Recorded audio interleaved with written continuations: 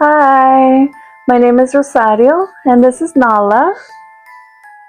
And today we're going to read some stories about haunted dolls. I found this story on Reddit. It's from the Owl Syndicate. When I was a kid, my aunt had this huge cabinet filled with dolls. The old-fashioned ones with elaborate clothes and hair. I hated them.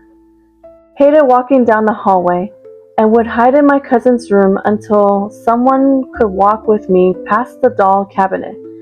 I was really little, 6 or 7 years old. No one ever believed me, but one of the dolls would move and watch me. It was this beautiful dark-haired doll in a green dress. Every time I walked by, she would be on a different shelf or a different place on the shelf. I remember asking my cousin if she played with the dolls, and she told me her mom kept the cabinet locked to protect the dolls. I would peek out of my cousin's room, and the doll would be on the end of the shelf closest to the door, looking at me. Later, I would be in the living room, and the doll would be on a different shelf, looking at the living room.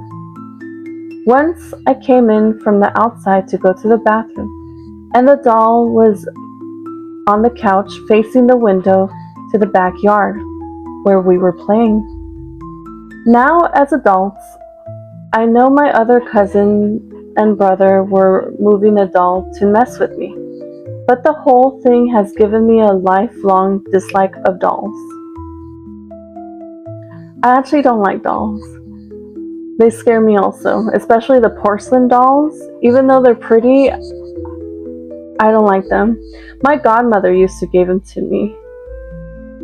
She used to give them to me, and I just kept them in the box and threw it in my closet and pretend like they weren't there. This is by Fiona the Human. Not exactly a doll, but odd nonetheless. My grandma had taken me to build a bear as a Christmas present when I was younger. The bear went with me everywhere I went. It practically became a part of me. Eventually, though, as I got older, I started to lose interest in the bear, and I stuck it somewhere I couldn't remember. Fast forward a bit, my grandma passed away, and I wanted to find that teddy bear, but never could. I eventually gave up. Then my first birthday without her rolled around, and I was totally lost. That night, I felt a presence in my room, and I just brushed it off. When I woke up the next morning, the bear that had been lost for over a year was sitting on the floor staring at me. It now sits on the shelf in my closet. I actually don't find that story scary, but it is cute. Especially since her grandma got it and it was her birthday, the first birthday without her grandma. I thought that was very sweet. Another one. It doesn't have a name, but it goes like this. I love dolls. I collect them. Personally, in regards to my own dolls, I've never been afraid of any of them. On the contrary, they're my plastic, vinyl, resin angels, and they make me feel more at home than not having them around. That being said, I saw this one antique doll in a junk shop that gave me the shivers. She was a composite doll, probably from the 40s or 30s. She was very pretty, but you could see her age. She had tiny cracks all over her. The guy who owned the shop loved dolls, and he knew I loved dolls, and he was closing up shop and asked me if I wanted to take her. But I was like, thanks, but no thanks. There was just something wrong about that doll. Some vibe that she gave off that told me not to go there. I refused to even touch her, let alone take her. Interestingly enough, he wasn't offended by my refusal.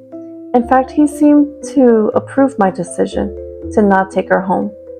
I don't think he really wanted me to have her so much as he wanted to see what I'd do if he offered her to me. I do think he would have let me take her, but sometimes I wonder what that man's motives really were in offering me that particular doll. I almost felt like it was some kind of weird test, and I somehow passed it. I know it doesn't make any sense, but that's how I felt at the time. Here's another one by Dead Kid. We have this doll called Chiquita. She's about 120 years old. Has been in my family for 4/5 generations. Brought by an adult aunt and given to my great-grandmother when she was a child. It has been passed down mother to eldest daughter ever since. She's mine now.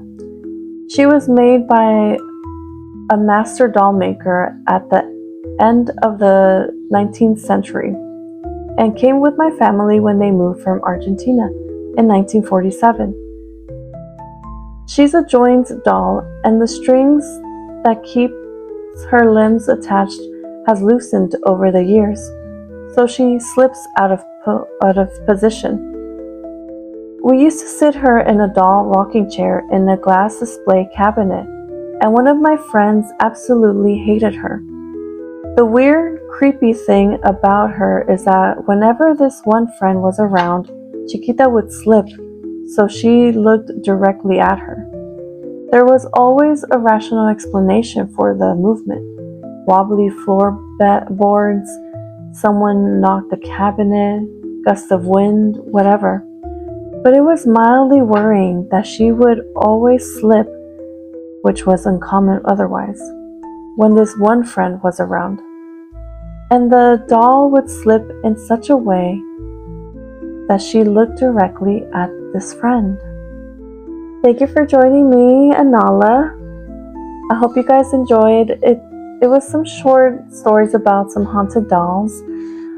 I don't know why, but I got really interested in dolls.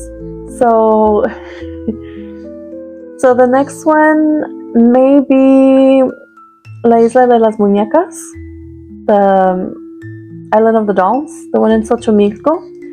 I'm very interested in that story. I actually want to go to that island one day. One day I will.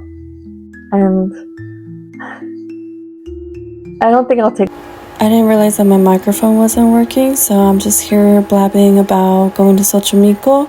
One day I will be there. And anyway, I hope you guys enjoyed this video. It was a quick one, but I hope you join me next time. Bye.